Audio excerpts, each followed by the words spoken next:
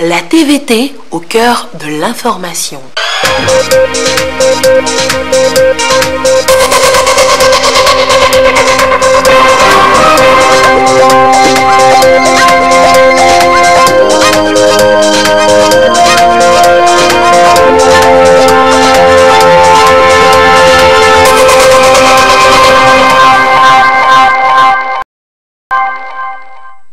Bonsoir, il est 20h. L'actualité ce soir, c'est la poursuite du dialogue gouvernement togolais, Union européenne.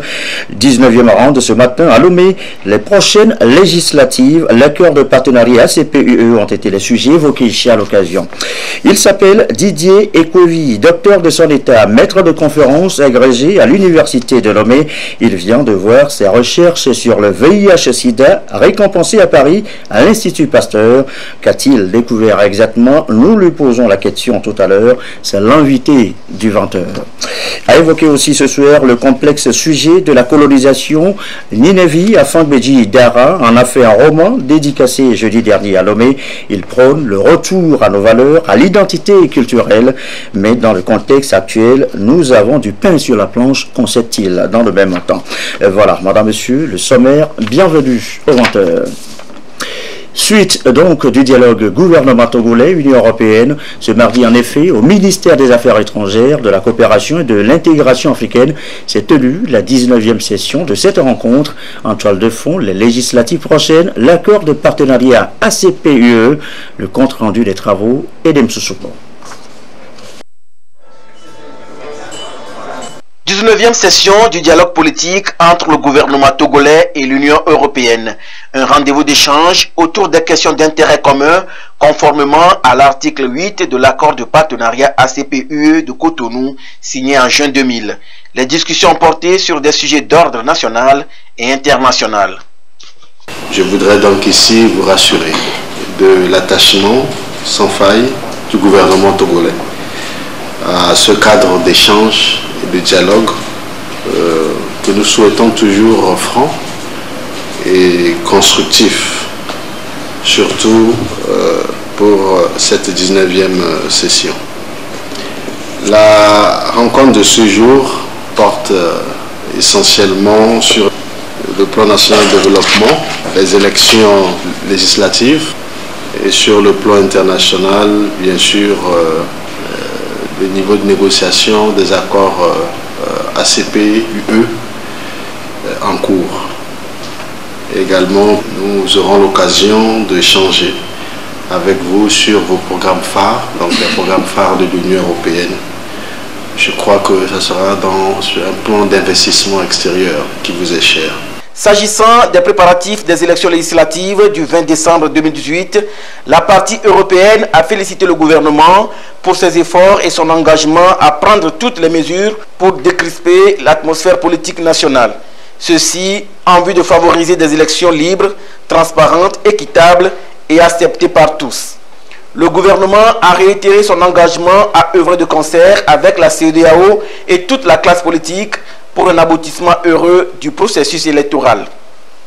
Sur la question du PND, Plan national de développement pour la période 2018-2022, l'Union européenne s'est dite prête à accompagner le Togo dans sa mise en œuvre à travers des appuis multiformes. L'Union européenne s'est également réjouie de ce cadre de concertation qui permet des échanges fructueux en vue de la dynamisation de sa coopération avec le Togo. Il est vrai que ce n'est qu'ensemble, dans un esprit de dialogue et de solidarité, que nous pouvons relever les grands défis qui se posent aujourd'hui. Alors je tiens donc à commencer, disons, le dialogue dans cette 19e session du dialogue politique Togo-Union européenne par une réaffirmation du partenariat entre l'Union européenne et la République togolaise. Notre coopération s'est approfondie tant dans les relations bilatérales que dans les forats multilatéraux. C'est une coopération basée sur des valeurs partagées, notamment la démocratie, l'état de droit et le respect des droits humains. Dès lors, notre dialogue politique est un instrument important et un moment privilégié de notre partenariat.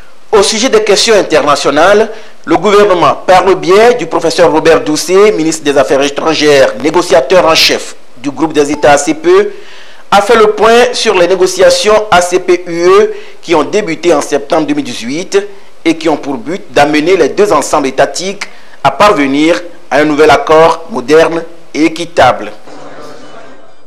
À propos encore précisément des législatives prochaines, à signaler cette autre rencontre de la journée, la Force et Sécurité Élections 2018, ensemble avec la société civile, les professionnels des médias, rencontre ce mardi à Ngotchan. C'est pour bien définir le rôle de chaque entité pendant le processus électoral. Pierre Soussoupo avec Augustin Kossi. Entre deux corps habillés, un civil. L'image renvoie à leur mission première, la sécurité et la protection civile. À un mois des élections législatives, les commandants régionaux et préfectoraux de la Force Sécurité Élections posées 2018 échangent avec les professionnels des médias et les organisations de la société civile sur les attitudes devant concourir à la sécurisation du processus. C'est donc un rendez-vous pour permettre aux parties prenantes de revisiter chacune son rôle dans le déroulé des prochaines échéances électorales. Ensemble, avec les médias et les forces de l'ordre, on pourra, disons, dialoguer et voir ce qu'il faut faire sur le terrain pour qu'il y ait apaisement, pour que ces élections soient apaisées. Et puisque nous sommes appelés à faire le travail sur le même terrain, et on constate souvent qu'il y a des grabuges entre les forces de l'ordre et les professionnels des médias. C'est cela que ces genres de rencontres sont souhaitables. Et nous aurons vivement souhaité que ce soit les hommes de troupe qui sont sur le terrain même qui y participent. Et aujourd'hui, nous sommes avec les commandants régionaux et préfectoraux, vivement que l'information puisse rejaillir sur la base et qu'il y ait une franche collaboration entre les deux corps. Depuis 2013, le gouvernement togolais a créé un cadre permanent de concertation entre journalistes et forces de sécurité élargi aux organisations de la société civile en 2017. La rencontre de Ngotchan se situe dans le même contexte pour amener les différentes entités à améliorer leurs différents rapports professionnels sur le terrain. Nous savons souvent sur le terrain la cohabitation entre les forces de sécurité, les spécialistes des médias, les organisations de la société civile. Il y a des moments où ça se passe un peu mal. Alors nous avons initié cet atelier pour essayer de renforcer ce qui nous rassemble. Ce qui rassemble ces trois corporations. L'essentiel, c'est avoir des élections apaisées, des élections sécurisées, et que nos compatriotes qui vont s'exprimer dans les urnes puissent retourner à leur domicile sains et saufs. Donc cet atelier, c'est pour appuyer ce que nous avons déjà initié, ce que nous faisons déjà avec les médias, ce que nous faisons déjà avec les organisations de la société civile. Le même atelier sera organisé aussi à Kara dans 2 jours pour prendre la partie septentrionale de notre pays pour le même exercice. Parce que le moment venu, il faudrait qu'on parle le même langage sur le terrain pour que notre pays sorte grandi de cette élection législative. Au sorti des échanges, le mot d'ordre sera unique. Parvenir à des élections sécurisées, apaisées et sans violence. Ce qui sous-tend la rupture des vieilles habitudes de méfiance. Place donc à la collaboration et à l'acceptation des uns des autres, ciment de la cohésion nationale. Économie, financement, à quoi ont servi les 300 milliards de francs CFA de la BOAD au Togo? Eh bien, ce mardi, la banque a fait les comptes, une évaluation des portefeuilles des différents projets financiers entre 2000 et 2015. L'exercice est fait devant les parties prenantes. Objectif, améliorer les politiques sectorielles. Augustin Kossi. Sur la période de 2000 à 2015, la Banque ouest-africaine de développement BOAD a financé une kyrielle de projets et programmes destinés à l'amélioration des conditions de vie et de mobilité des populations au Togo. Ces projets dits non marchands ont été financés à hauteur de 3 milliards de francs CFA et concernent plusieurs secteurs d'activité. Cette évaluation a porté sur d'abord globalement les infrastructures routières. Ensuite, sur les projets de développement rural. Ensuite, vous avez les projets d'énergie. Et spécifiquement, nous avons ajouté à cette liste 2 projets phares, notamment le programme d'appui au développement à la base qui a touché toutes les couches de la population, les jeunes, les femmes, les hommes, tout le monde, jusqu'à la base. Et ensuite, le projet du centre d'enfouissement technique sur la route de Palimé et qui va contribuer à l'amélioration de la gestion des déchets dans la ville de Lomé et de ses alentours et contribuer ainsi donc à l'amélioration de la santé des populations. L'ensemble de ces projets de 2000 à 2015 représente environ 300 et quelques milliards de francs CFA. Ces projets ont été réalisés dans les zones urbaines, semi-urbaines et rurales à travers le pays. Et pour mieux apprécier la contribution de l'ensemble de ces interventions au bien-être des bénéficiaires, la banque s'est engagée dans un processus appelé l'évaluation des portefeuilles pays. Ici, experts et acteurs qui ont touché du doigt les réalités sur le terrain échangent en vue de valider les résultats. Portefeuille pays, cela consiste à prendre, à s'intéresser à l'ensemble des projets financés par la banque.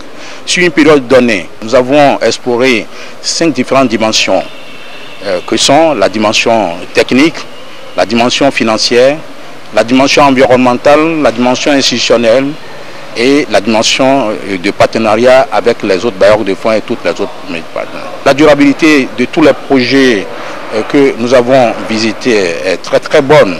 Cependant, il y a des améliorations à proposer. C'est donc une pause pour évaluer afin de mieux évoluer. Une étape nécessaire, voire obligatoire pour l'amélioration des politiques et des stratégies de mise en œuvre de futurs projets. Et voilà, il s'agit donc d'une enveloppe de 300 milliards de francs CFA, bien entendu. À signaler également dans l'actualité cette visite de chantier du ministre Nissao Nyofom des infrastructures cet après-midi en compagnie de l'ambassadeur de la République populaire de Chine au Togo. Eh bien, il s'est rendu d'abord sur le grand contournement, visite notamment à la deuxième composante qui va jusqu'au poste de contrôle juste à poser de Nguempe. C'est sur financement de la Chine. Les travaux sont à plus de 60% d'exécution. Les deux personnalités ont ensuite visité le centre administratif, toujours centre administratif des services de Lomé en construction, toujours par les Chinois. Plus de 90% des travaux ont été exécutés. Là, nous reviendrons sur le sujet plus amplement dans de prochaines éditions. Direction maintenant l'université de Lomé. Sur place se tient depuis ce matin un colloque international sur le contrat de partenariat dans le paysage de la commande publique au Togo. En clair, on parle ici d'investissement public-privé. Il est question de définir un cadre juridique selon les normes de l'UEMOA. Les précisions de Dodo Arrêt. Les pays de l'Afrique de l'Ouest misent beaucoup sur le partenariat public-privé pour parvenir à une croissance économique forte et durable. Il urge donc de créer un environnement juridique sécurisé, efficace et approprié pour amener le secteur privé à investir dans les projets publics. Les différents acteurs ici présents vont faire le point sur le projet de directive communautaire sur les contrats de partenariat, évaluer les mutations et les influences exogènes de la transformation de la commande publique à travers l'instauration du contrat de partenariat. C'est une seconde étape de l'exécution de ce partenariat qui existe entre nos deux institutions. La première a consisté à rédiger des commentaires, des décisions du comité de règlement des différends de l'autorité de régulation des marchés publics.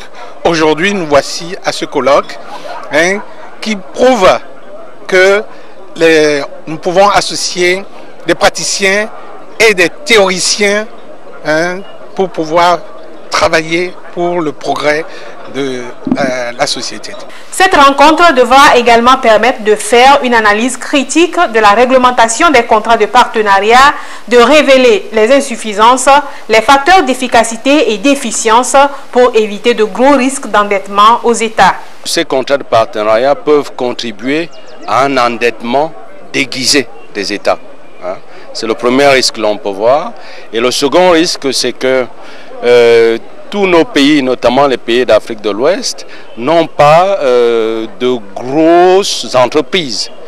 Et c'est davantage le tissu des petites et moyennes entreprises. Or, ces petites et moyennes entreprises ne peuvent jamais gagner, entre guillemets, un contrat de partenariat. Donc vous voyez, ça n'aide pas forcément à consolider et à renforcer le tissu des petites et moyennes entreprises.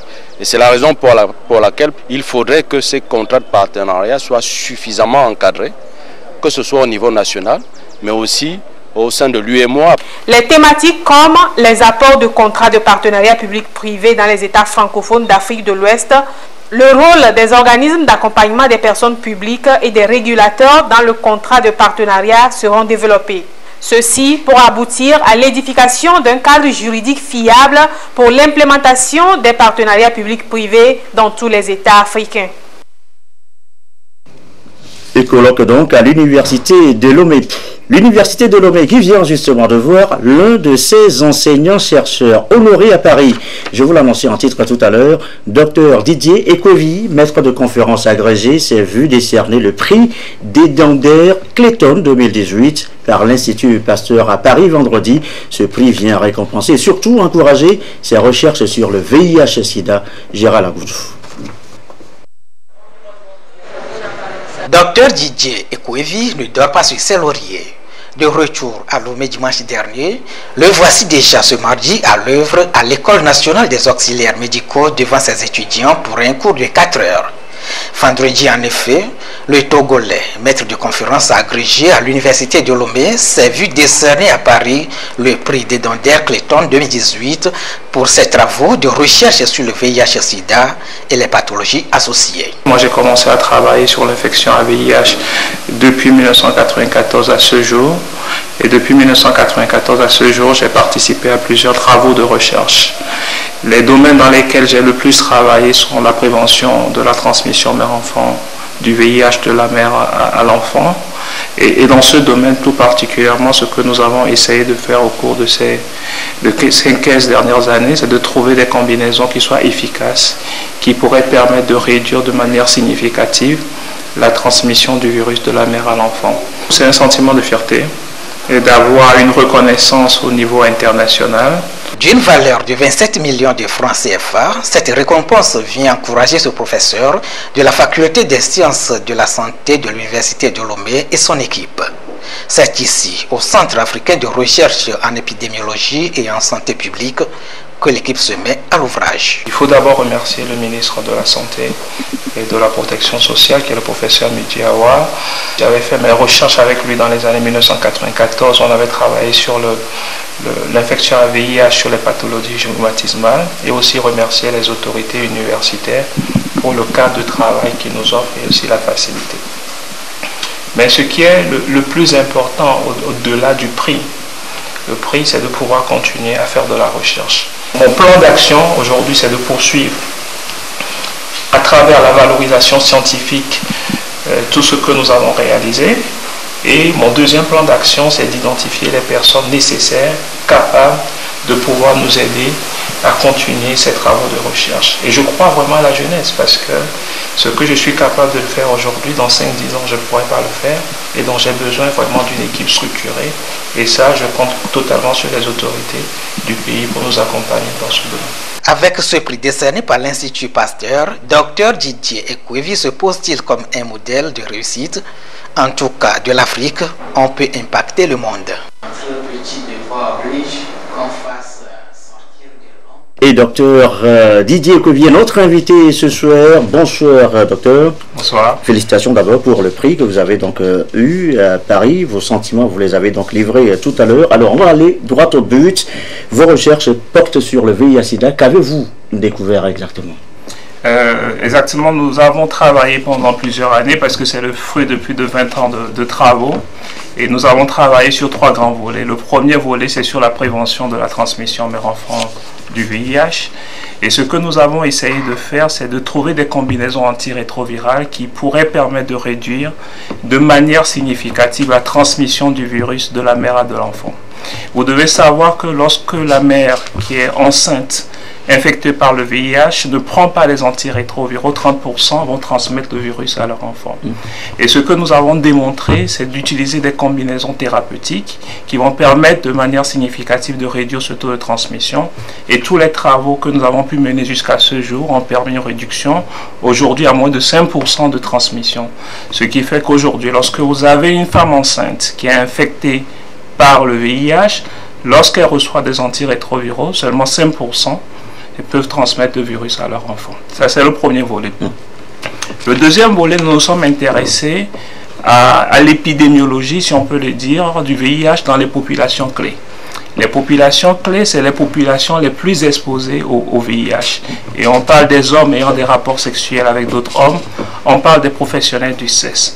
Ce que nous avons fait, c'est de faire une description fine de la prévalence, c'est-à-dire de la proportion de sujets qui sont porteurs de cette infection. On sait aujourd'hui pratiquement que dans notre pays, un homosexuel ou bien un homme ayant des rapports sexuels avec un autre homme, 1 sur 5 a l'infection à VIH. Et nous avons fait également cette même étude au niveau du virus de l'hépatite B et la prévalence ou bien la proportion de sujets porteurs est de 7%. Au-delà de cette étude, nous avons pu montrer également qu'il y a deux régions qui sont un peu inquiétantes en matière de virus de l'hépatite B. C'est la région de Sokodé et la région de Kara, qui ont des niveaux de prévalence de l'hépatite B de l'ordre de 15 à 20%, et il faudrait pouvoir confirmer cela. Le troisième volet porte sur le papillomavirus. Ce virus est le virus qui est responsable de 100% des cancers, du col de l'utérus chez la femme. Il est responsable de 88% du cancer de la marge anale et également responsable du cancer du pénis. Nous avons montré la distribution des différents types de ce virus au Togo. Et ce qui est assez intéressant, c'est qu'au Togo, nous avons une distribution qui est différente de celle des distributions rapportées dans tous les pays du monde.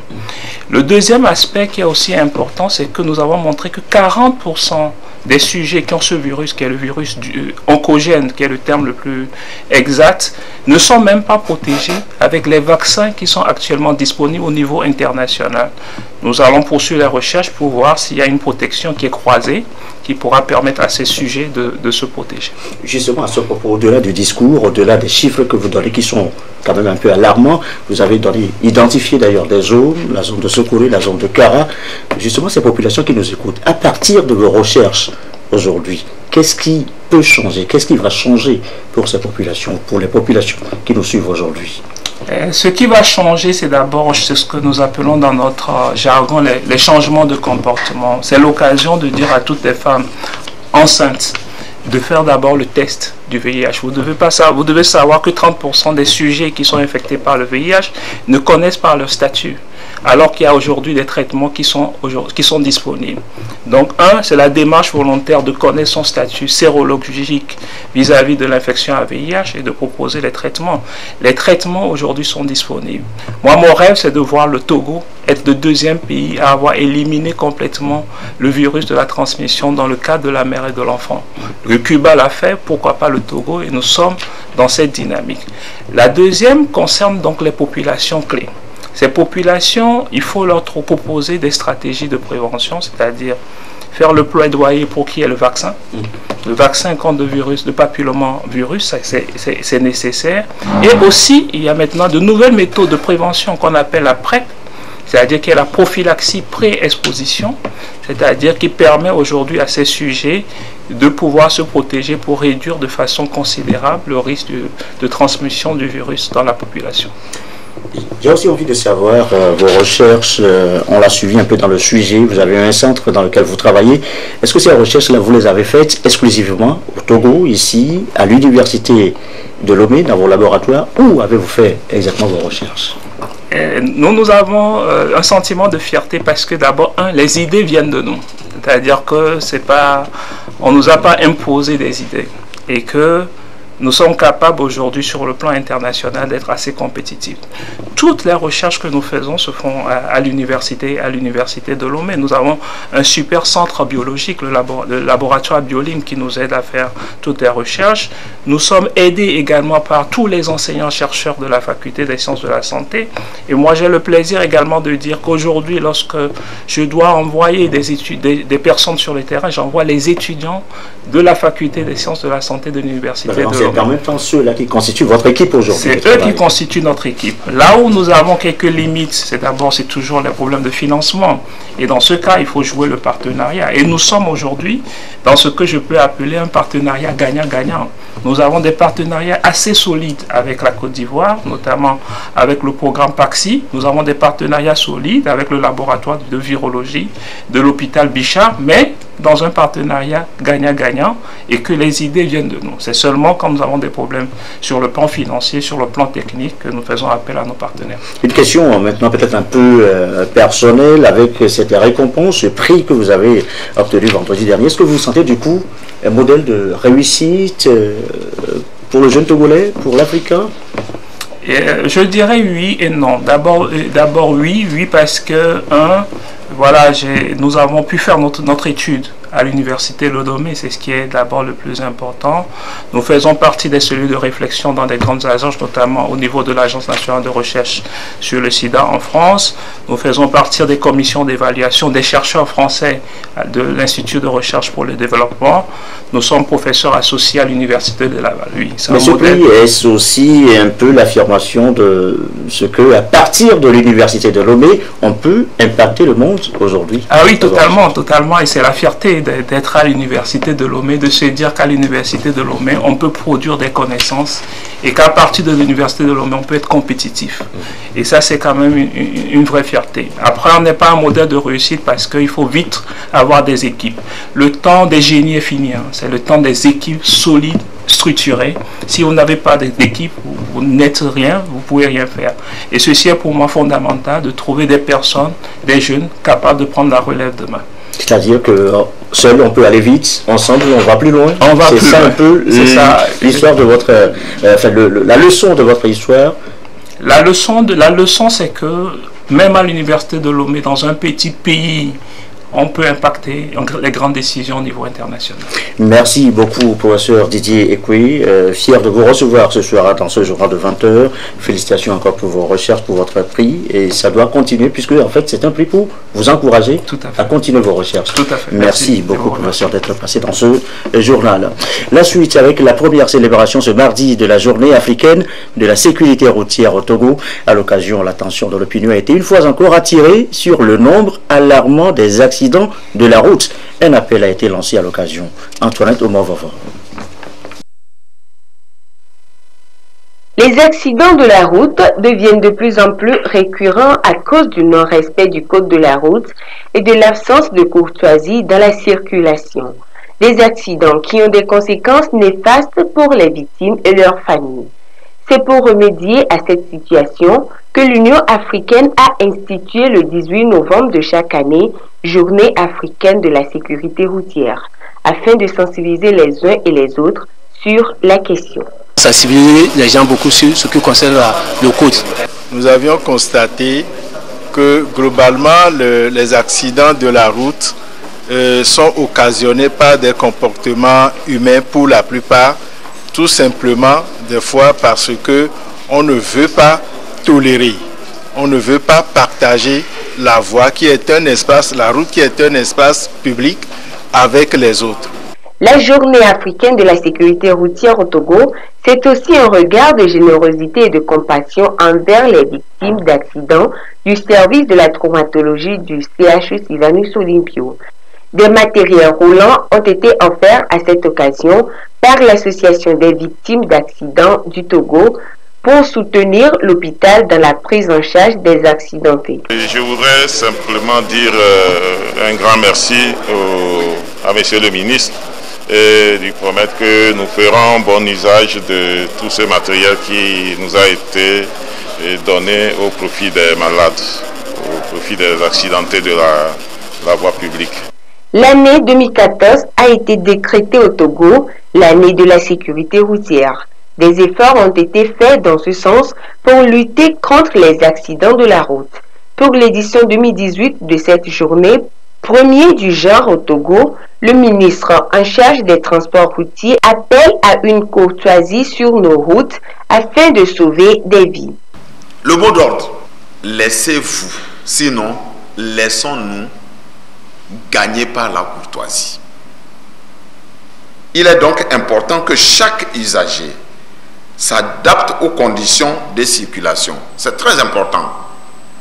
Le code de la route impose des règles de conduite, mais le bon sens, le civisme et la courtoisie sont aussi nécessaires pour que les interactions entre les usagers se passent au mieux en vue d'éviter les accidents de la circulation. La sensibilisation à l'éducation routière et le respect du code de la route doivent être inclus dans les habitudes des citoyens afin de réaliser les objectifs de la décennie d'action 2011-2020 pour la sécurité routière en Afrique. Dans le reste de l'actualité, les journées portes ouvertes de la presse togolaise qui s'ouvre donc au public. L'ouverture, c'était donc cet après-midi. Plusieurs thématiques seront abordées à l'occasion. Les précisions avec Lucassi. C'est parti pour l'acte 5 des journées portes ouvertes de la presse togolaise. Portées par le Conseil national des patrons de presse du Togo, CONAP, ces journées sont une vitrine pour la visibilité de la presse nationale. L'édition 2018 de cet événement est délocalisée sur la ville de Sokodé dans la région centrale afin de permettre au public de l'intérieur du Togo de découvrir la presse togolaise dans sa diversité. Plus de 150 presses écrites, radio et télévision seront exposées à ce rendez-vous. Nous allons délocaliser l'événement que les journées portes ouvertes à l'intérieur du pays afin de permettre aux populations de l'intérieur de découvrir dans ces tréfonds le métier de journalisme, de leur permettre de vivre en live les émissions radio et télé et de voir l'histoire de la presse dans son ensemble. Il y a eu des séminaires au cours desquels beaucoup de citoyens togolais se sont investis pour parler de la bonne utilisation des réseaux sociaux. C'est suffisant, comme cela ne vaut pas encore le coup. Nous avons choisi ce thème qui est journalisme, réseaux sociaux et liberté d'expression pour permettre aux Togolais, non pas seulement de se coder, de comprendre que dans une démocratie, il y a avant tout quelque chose qui s'appelle liberté d'expression, qui permet aux citoyens qui exercent dans l'État démocratique de dire librement leur opinion, et c'est dans cette diversité d'opinions qu'on construit justement une nation démocratique. Des panels thématiques, des sessions de formation, des jeux concours et des séances de dépistage, des activités inscrites au menu de ces journées. Ceci afin de permettre aux professionnels des médias de renforcer leurs capacités et de se faire davantage proches de la population. Les journées portes ouvertes de la presse togolaise, ce sont aussi les émissions télévisées et radiophoniques en direct pour susciter l'envie du métier de journaliste chez les jeunes. Elles vont se dérouler du 27 au 30 novembre 2018. Ecobank vole au secours des enfants. La banque a fait don au village SOS des enfants un forage et notamment des ordinateurs pour équiper la médiathèque du village SOS. Serge Tastom et Kwesala. L'assistance sociale fait partie des priorités de la banque panafricaine Ecobank. Elle apporte son soutien aux orphelins et aux enfants vulnérables au sein des communautés. Une tradition respectée ici avec les enfants de SOS Lomé. La banque panafricaine dévoile ainsi son projet en faveur des pensionnaires du village d'enfants SOS Lomé. Celui de doter ce centre d'un forage et d'une salle de médiathèque.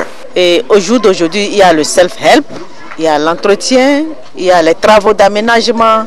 Mais au-delà de ça, il y a également le cœur qui nous soutient. Je leur souhaite vraiment une prospérité. Je dis merci. L'opération est dénommée Notre assistance à l'enfance. 6e du genre depuis 2013, cette action est effectuée dans les 33 autres pays d'Afrique où Ecobank s'est implanté et se situe dans le contexte de la journée Ecobank dédiée aux œuvres sociales. Il y a un forage, mais le forage n'est pas de bonne qualité.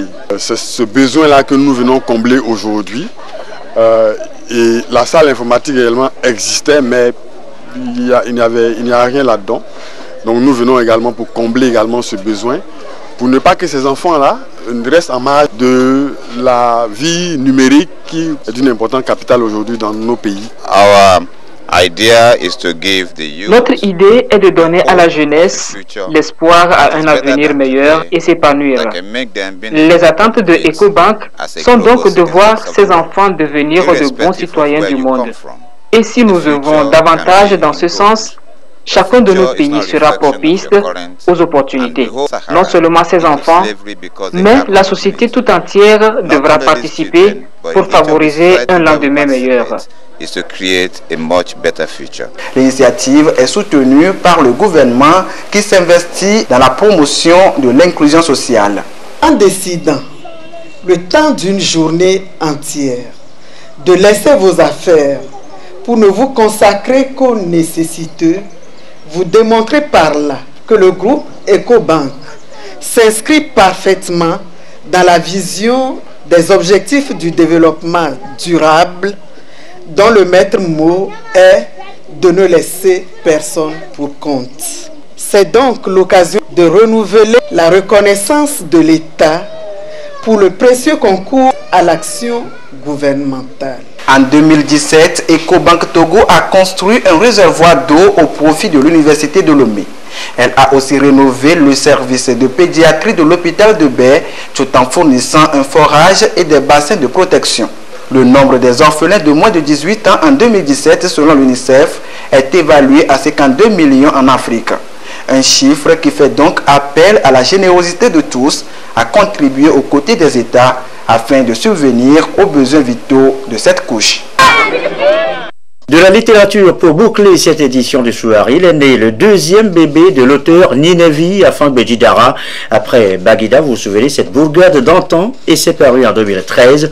Eh bien voici État des lieux, un roman cette fois-ci de 176 pages. L'auteur revient sur le complexe sujet de la colonisation et de la perte de notre identité culturelle. La séance de dédicace avec Yatar Atem. La colonisation, ses conséquences et l'identité culturelle du continent africain, des thèmes ressortis dans ce roman titré État des lieux. Un chef-d'œuvre de l'écrivain togolais Ninevi Afan-Beji Dara qui dénonce l'impact de la rencontre entre l'Europe et l'Afrique sur les plans moral, intellectuel et spirituel, mais aussi une occasion pour l'auteur de prôner la préservation des valeurs culturelles de l'Afrique. On doit continuer à parler de la colonisation parce que la colonisation n'a pas encore pris fin. Ça a pris une autre forme, une nouvelle forme, c'est tout.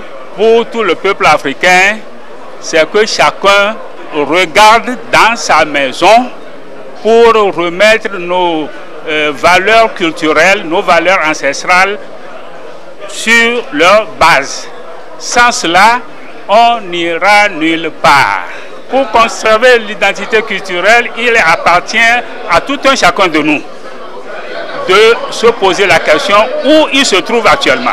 L'histoire, succession de faits réels et imaginaires, se déroule à Beyada, un village imaginaire où l'auteur veut replonger le lecteur dans l'univers de l'Afrique coloniale à travers une thématique et un style riche et varié. C'est une analyse d'une situation donnée depuis la période de la première rencontre des Blancs avec les communautés noires. La lecture de ce roman reste une lecture facile parce que ce n'est pas écrit avec des mots compliqués, mais ça parle à l'esprit, il y a beaucoup d'images, il y a beaucoup de proverbes, et c'est la force de toute la narration des gens capables de maîtriser la parole en transposant à l'écriture. Le roman État des lieux vient ainsi poser le diagnostic des maux des sociétés africaines, entre autres l'aliénation culturelle, le conflit de religion. Ninevi Afan-Beji Dara est à son deuxième ouvrage après son essai titré Baguida, la belle bourgade d'antan en 2016. Ceci referme cette édition du soir. Merci à vous qui nous suivez ce soir, notamment à Notchin dans le Rao, et comme d'habitude toujours fidèlement. Très belle soirée.